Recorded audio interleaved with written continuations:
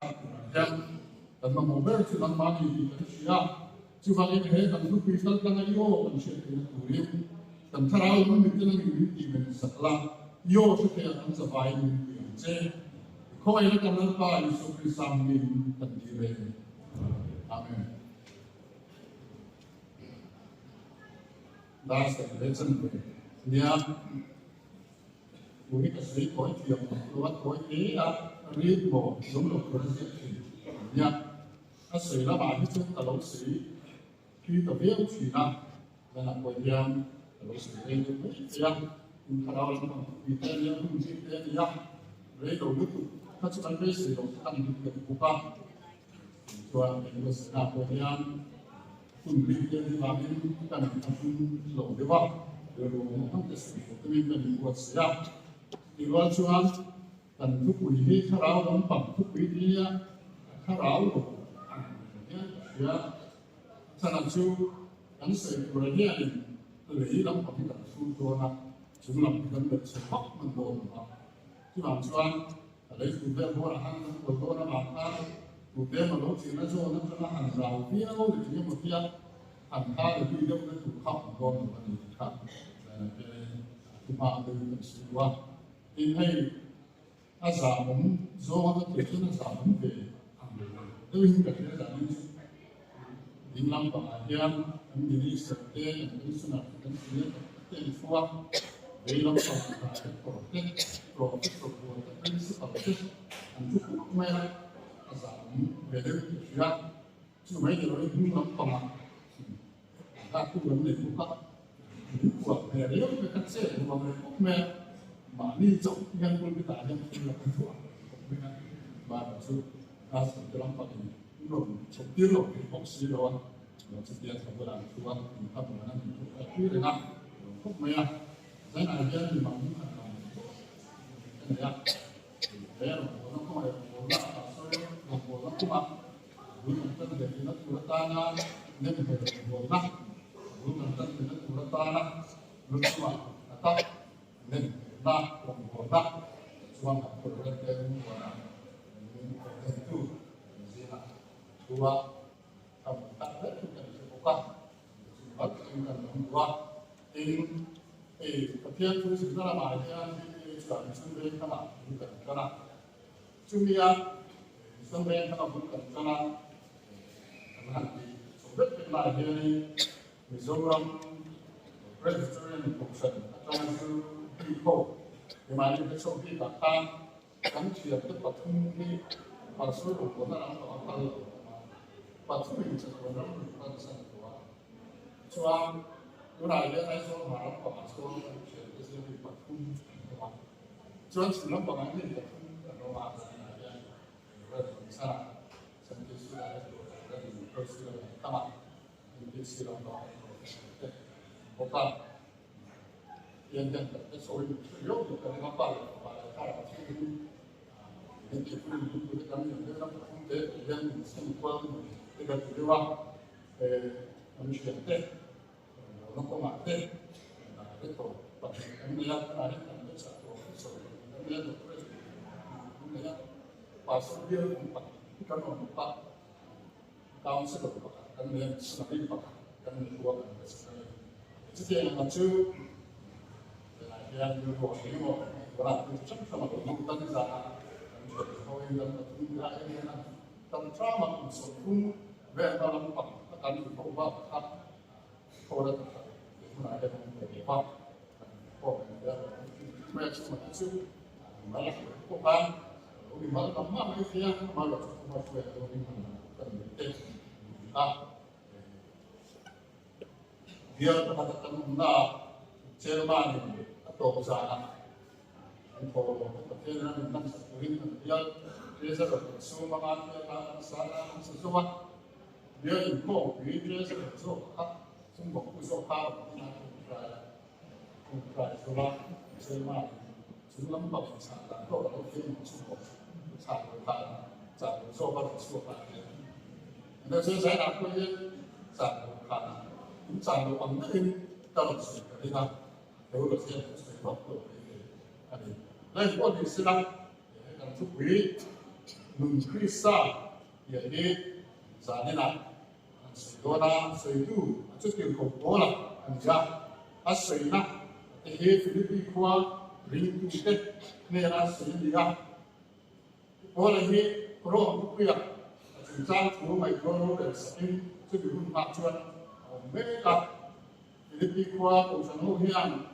orang ini amsyaf kita cuan ekonomi Anzina kami produk apa akan biru untuk tolong tentang ini orang yang orang boleh tidak. Setiap kita itu orang langsung orang itu mereka lawan sesuatu mereka jadi orang siapa. Setiap pacuan ini cara dia lebih konsentrasi ini sesuai itu dia pasti dia mau kamu mana. Jadi itu pasti suatu hal yang dia dia. Ada cara dia dengan semua yang mana dia rumah. Setiap cara dia pertama dia sampai cara dia tersepupa in amanya itu hanya dia temer kan janji terpandang perjalanan pun dia tak ani deh antara kita setiap janji itu jadi nak yang Filipi dan Tuhan kalau yang saudara orang mana kamu lain để rồi chúng ta tổng dụng đây là Tuhan sẽ tổng in đâu để nó thức xuống mà mình bỏ là cả không hết cả chúng ta cho là chúng ta đâu để chúng ta khi đủ đến chúng ta lên để là đủ đến anh lên để chúng ta để nghe là chúng ta lòng tin vô được sẽ là vậy nó Tuhan Krista chính chính thà sự là tụi ta đang đồng bộ nó sẽ là số số tăng anh ấy thì đó là việc ta phải làm. Đến chúng ta thì muốn đâu là cái kiểu đó chẳng đi ra cái tụ ra đâu thì anh ấy quên anh đừng nói khả năng vì số Krista tăng chủ lu anh ấy có bảo đi. Chẳng có Krista như là các chỗ đó là việc ta phải làm. Chứ mà ấy các bạn các chỗ làm ai Krista như là chỗ đó có khả anh đừng hiểu rồi cái này. Cái tiền cho anh khi anh ấy quên Krista như là các chỗ đó kita luar sana sudah dibuat tensi kalau boleh kau macam mana kita sore hal itu orang orang cuma cuman ini kita bang kita boleh yang Nun Krista ini setiap orang mana ya kita ansih kita kan ya cuman saya dia Nun Krista yang dia kita cuman kebanyakan kita Nun di Indonesia dan siapa yang itu kita ni wah ni cuma itu sahaja. Orang tu Nun Krista ni dia kehidupan Nun ni yang dia kan siapa. Kan kacuan ni Nun ni nom cendak tu di nak maya. Cuman setiap ni kacuan angkam cium nak lim takin amal impact tu pembelian mungkin ramah tu antar pun antar siapa. Kan kacuan Nun đi học sẵn tu đi làm ngay cái chẳng là có tận mai học của ta cái chuyện chúng ta cho Nun đi học sẵn tu ya học sẵn đó thì nó làm ngay chứ bằng số hay tốt trên tô về công viên học sẵn tu đi ta bằng vai tiền cho được việc gì nào trên thật choan Nun đi dầu na đi làm ngay dầu na đi làm ngay chứ ta choan anh thành sinh viên là anh sống dễ của đi làm việc em kiếm mấy cái chỗ nào liên để vào đi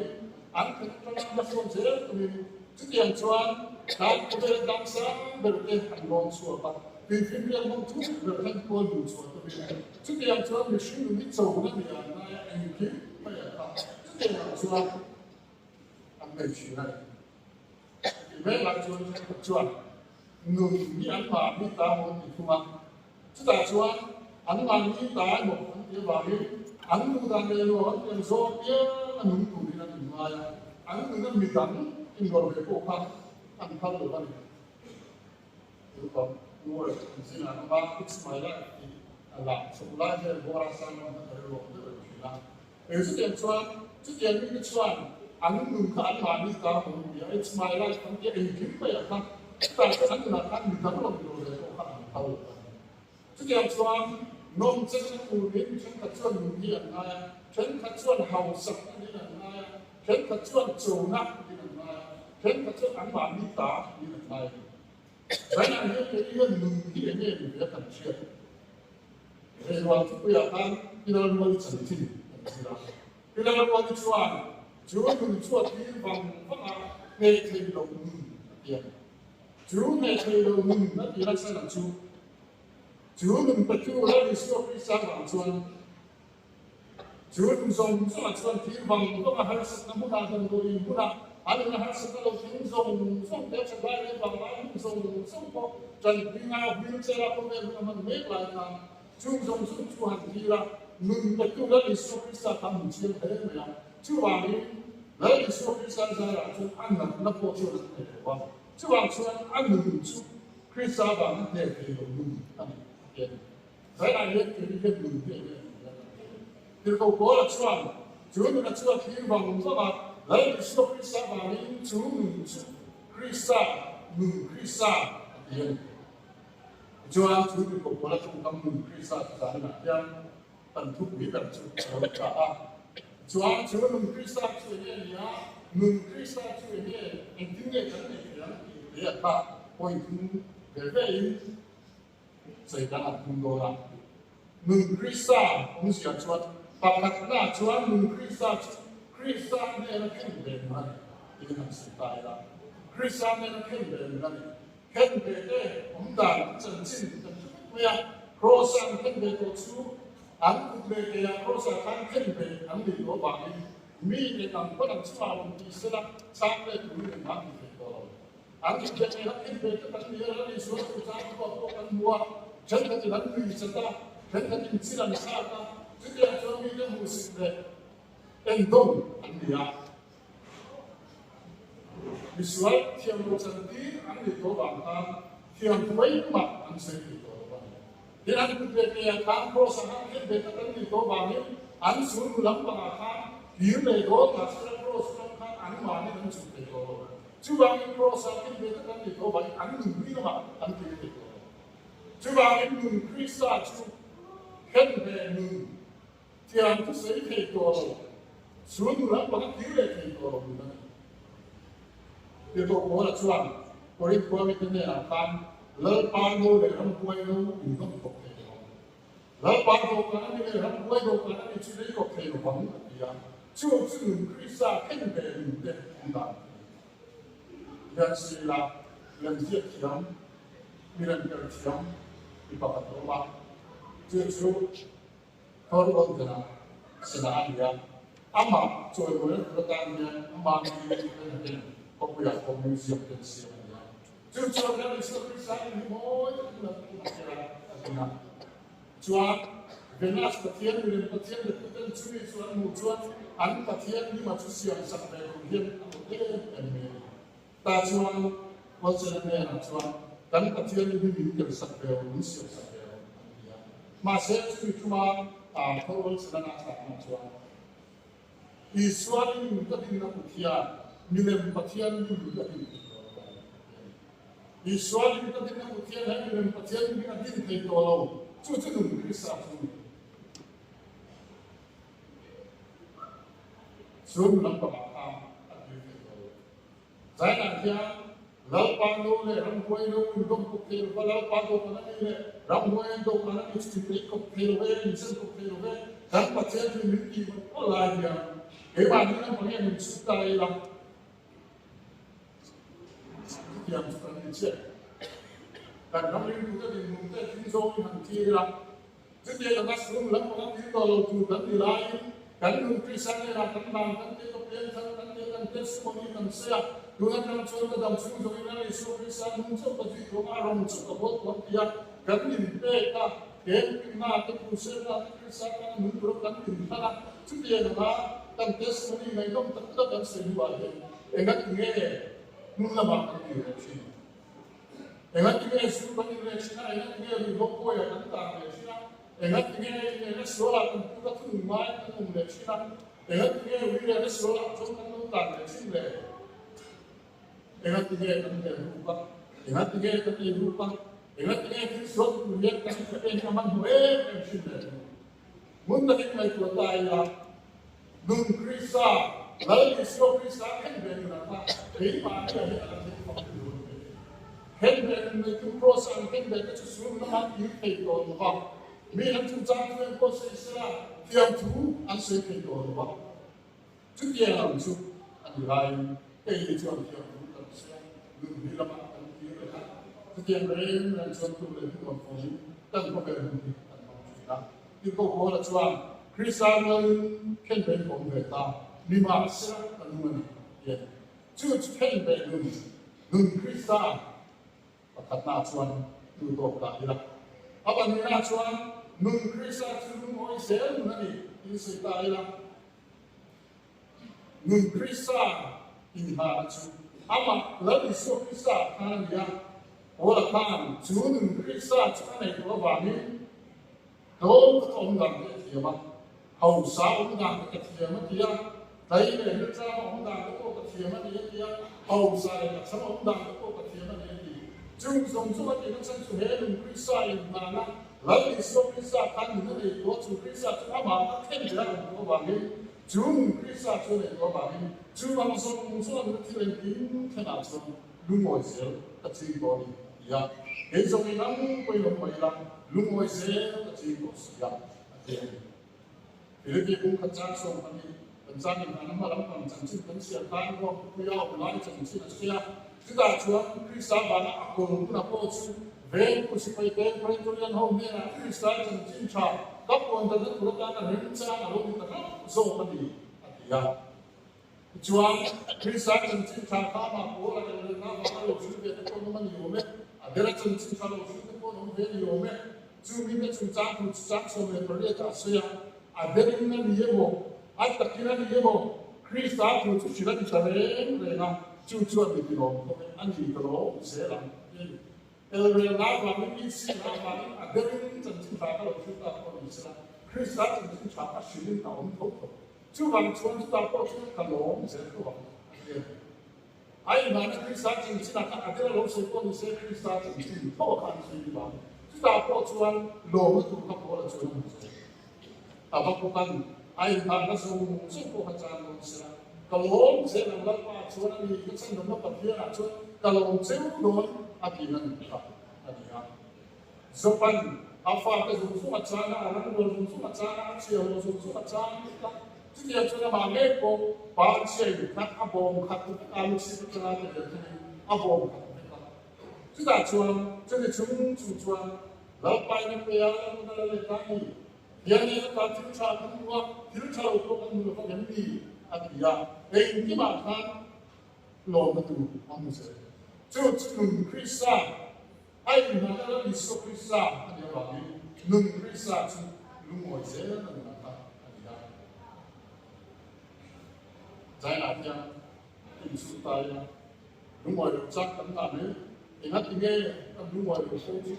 thì ngắt tiếng nghe, cẩn tìm thấy rồi, thì ngắt tiếng nghe rồi, thì ngắt sang, mình chuyên Nun Krista thì thành nó đi về tập lối về người để giải lại cái việc lại đi nào lúc ngồi nó Krista ta chúng mình chuan chú lúc ngồi Krista chuan mình chuan chú anh chỉ biết bảo mình lồn nó chú lúc ngồi nó cũng không anh dễ chuyện này khi ta đã bắt lồn cái sự phong tài đến bảy năm tôi phải chú là chú nó mà cái sự ép về người ta chú biến làm tiền người ta bỏ xuống lúc mẹ chưa lồn phải sự đổi học tập để làm con lại, rồi trong trai thì nghe ya, chúng ta cho nên trong trai là cho, ôi mà cũng cái nó có chia này, hết tiền, rồi xuống sai thì không tìm được của bạn, tao nói, rồi xuống sai có chia, ai có chả rồi, trước tiền rồi xuống sai này có sẽ cũng mấy có chuyện, trước tiền thì tìm được cái của bạn, rồi như thế, ta vừa tuyên lúc ngồi sẽ cinta, lúc ngồi nó mình thân tu của Israel. Chứ vì lúc ngồi nó mình thân tu, lấy Israel này nó lại đúng Nun Krista. À bà chúng ta cho Nun Krista chứ, dia gọi đầu lại đi. Và thiên na, ở đâu mình nó chẳng về, nó ta sửa tận nhà. Ta cho anh, ở thiên đâu mình nó công số tận nhà. À mà là chúng ta thiên, đâu đã cũng thuộc trình tu chứ. Thế mà đi lại hiện của mình, chúng mình chúng kia của anh ya, suy chế tu, u chế tu, Hebrai hon chuan sakara ilan suya chu do da tu na ani ye ya lai so ki sa ko be la ron ta sang da ra su dia wa na ko ati bo na kan ya chuan hon ta tu chang ye ta pa je to pa lo lang sang da chu dia bo la ka to de bo la na ni ya chu za la ya Nun Krista chu ani parang bola kula kan don khan kaleran sobrite met somay na kompay jadi dua chuan then dia bola khan ko kong sang sangi lal iso Krista ron tema lima sila lal iso Krista chu kopera ron kal sang ang takin chu then tu dia bola chu akiran ang dum pipa dia bola na ko to da na kan mga cross ang Nun Krista dia boleh nak kalau dalam ani le kan do da tu dia boleh nak kalau sungai yang saya sejak kita selesai pun waktu seiman bahwa kita cuan kan dia bunga cakso buat kan cuan ingai nate guru nate milen biar nate buat nate inhau nate ki nate tilu nate ki nate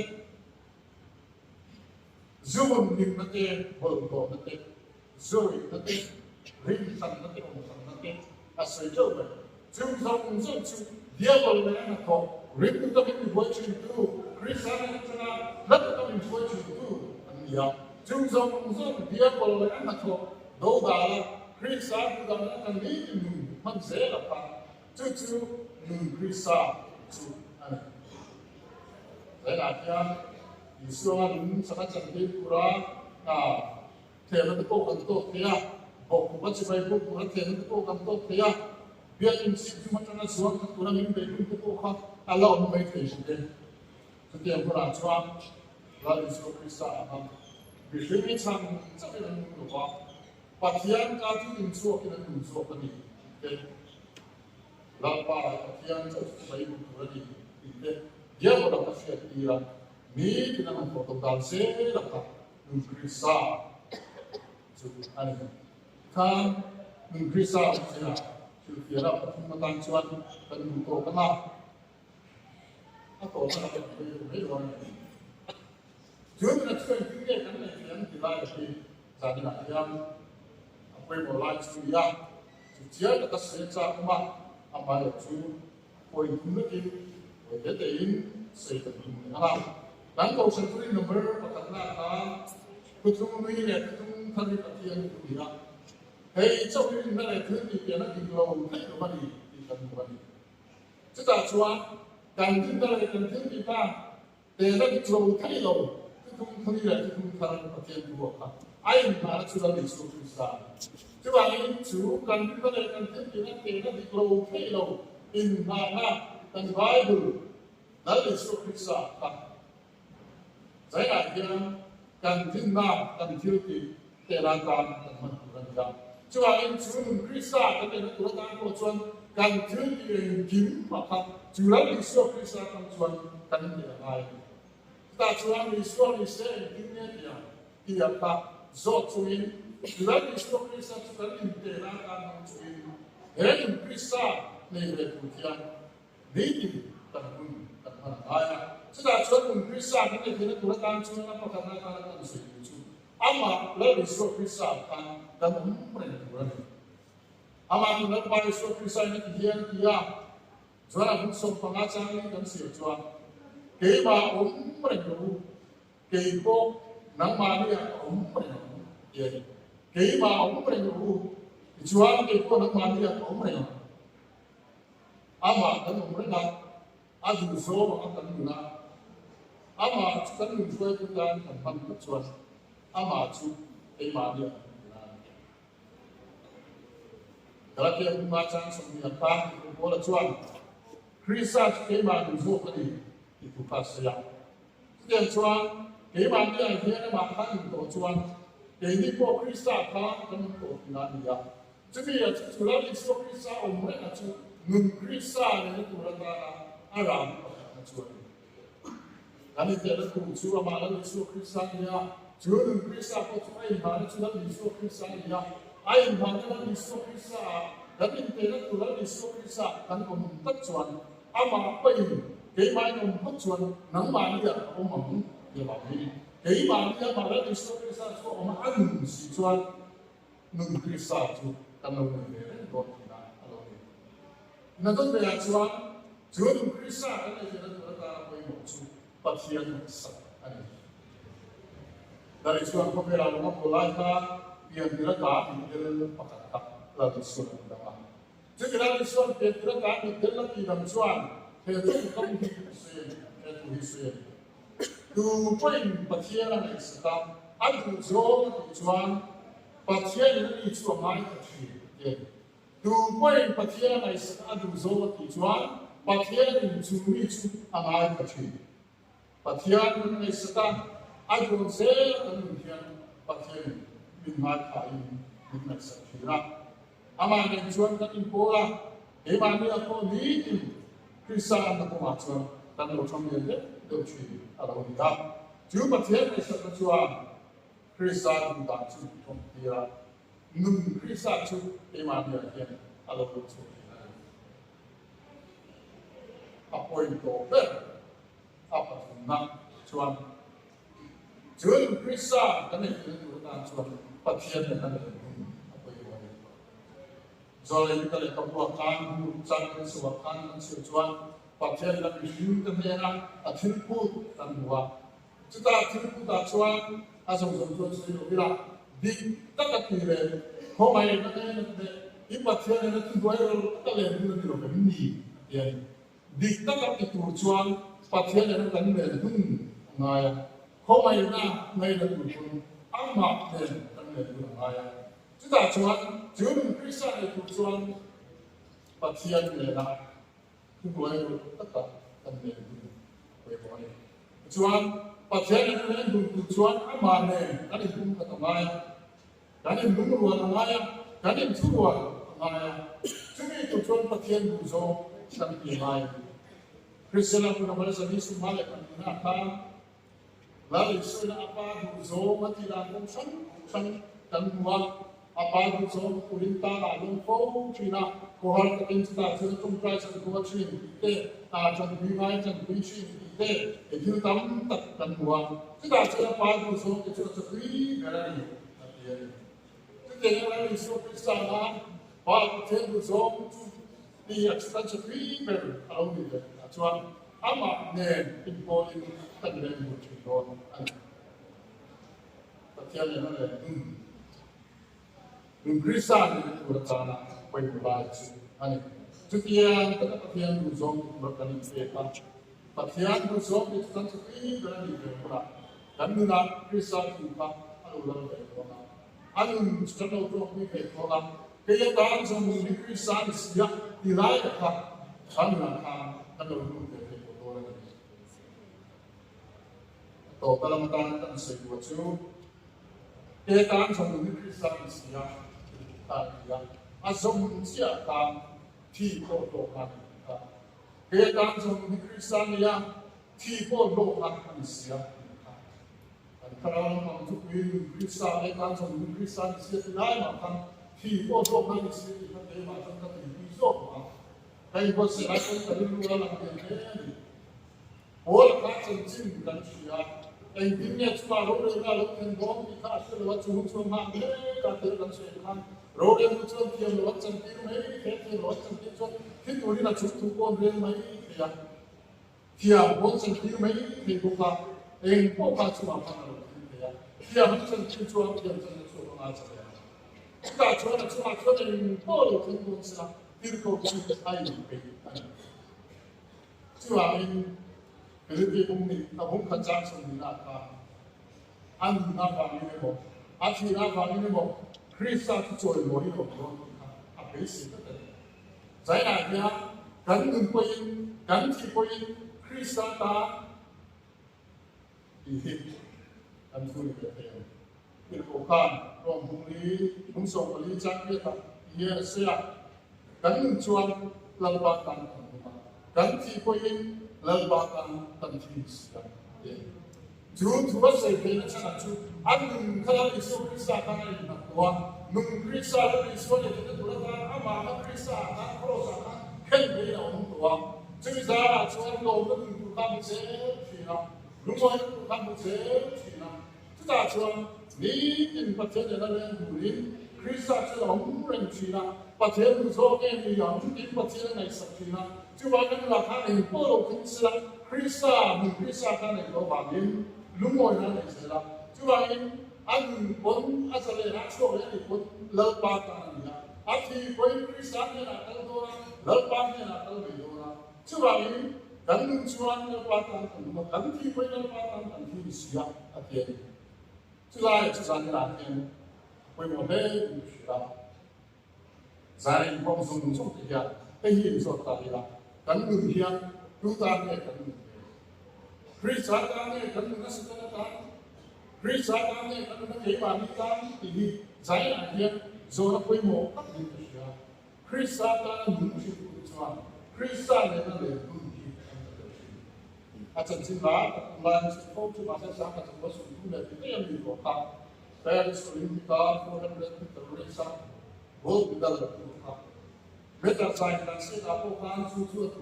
ni ya ni ya pa ka na ni ne ko na le ya ni ma seจูไม่ได้สร้างการเชื่อมประเทศในการดูแลรัฐบาลอันนี้ส่วนต่างกันอะไรตัวฟังเพราะมันไม่ได้ใช้การเชื่อมการเชื่อมทุกคนไม่ได้การเชื่อมสร้างนี่มาเชื่อมที่ฟังเพราะมันช่วยอัตลักษณ์เบียดดาลุตาประเทศเบียดดาลุตาที่จะช่วยอย่างที่เกี่ยวกับการดูแลไทยเสียที่ขาดกันลุยกันเอาคนไทยประเทศนี้ประเทศที่หาทางอดีตการช่วยนะช่วยบางอย่างเฮ้ยเดี๋ยวเราเรื่องนี้เราต้องพิจารณาโคตรเป็นดาวดาวไอ้ส่วนประเทศนี้เราเรียนประเทศนี้จะได้รับเบี้ยที่เรามาฟังกับทางส่วนประเทศที่จะช่วยเราเราช่วยเนี่ยช่วยช่วยที่มาเป็นช่วยอนุวัตช่วยไอ้ไม่ใช่พิโซทางโซเป็นการเชื่อมทุกคนให้ได้ทางไม่ต้องคุยการเชื่อมตัวเราทางไอ้พวกใส่เลยนะครับที่จะช่วยประเทศช่วยบริหารอะไรต่างๆบนเรื่องต้องทุกอย่างจุดนี้ทุกสิ่งทุกใจหนังเงินก็สิ่งโจมตีจุดอันยากจุดเดียวมาเป็นตัวสิ่งการเชื่อมมาจูไม่ได้อะไรก็รู้ว่าชัวร์โอลิมปิกเกมส์โอลิมปิกไม่ได้หลังจุดอาทิตย์ตัดสิบมาเสียไอ้ผู้โชคโลมันลากขึ้นกับยาจูไม่ใช่การเชื่อมก็ส่งมาเริ่มปัญหาโอลิมปิกเกมส์อาบอลไม่ได้ลากชัวร์รบไม่ได้ตัดสินนี่มาเชื่อจูไม่ไอ้ผู้โชคโลมันลากชัวร์กับยาได้การเชื่อมก็ส่งมาจุดที่เราปัญหาจุดที่คนเราเนี่ยจะบางเรื่องเนี่ยเกี่ยวกับสมุนไพรคริสต์เสียที่ทั่วโลกนี้คริสต์ในเรื่องดุจริงตัวเล่ดุนทั้งจริงตัวเต้นุ่นคริสต์ในตัวชวนพอเวลาเนี่ยที่ตั้งตัดจานมาสิอันนั้นเนี่ยพวกอาจารย์บอกมาสิอันตั้งชวนที่นักโลกตัวละคริสต์ที่โลกเสียที่เวลาที่โลกเดียวที่เวลาตัวเดียวอันสลายทั้งหมดที่ตาเสียแต่ก็ตัดยังนั่งเลยป่ะทั้งหมดนั้นเสียที่ไม่รับประทานอะไรที่จะให้ช่วยเหลือที่ครับแล้วในช่วงคริสต์ในนั้นเลยตั้งคริสต์นุ่งคริสต์ในตัวเราอามันในนั้นเลยนุ่งนายเขาเรียกที่ในส่วนคริสต์ตามในสถานการณ์คริสต์ตามในมาดีตามในมันคือตัวอย่างทำนุ่งสูงอย่างharus tetap terus berjalan. Setiap kita cuaca kita main di lingkungan kita. Cuma ini keyboard lingkungan di sini kan tuh ini baru di dalam program cuaca. Kan dalam cuaca itu ada suara tekanan dan cuaca benar baik cuaca sana kan ini lah. Hotel dengan ini cenderung kuat terus aja kan beri kumira. Kita sedang melihat kita bekerja dalam tempat pasir. Krista ini bertobat di bawah malam penanggal zero cumi Krista tan dihajar. Bukan sekedar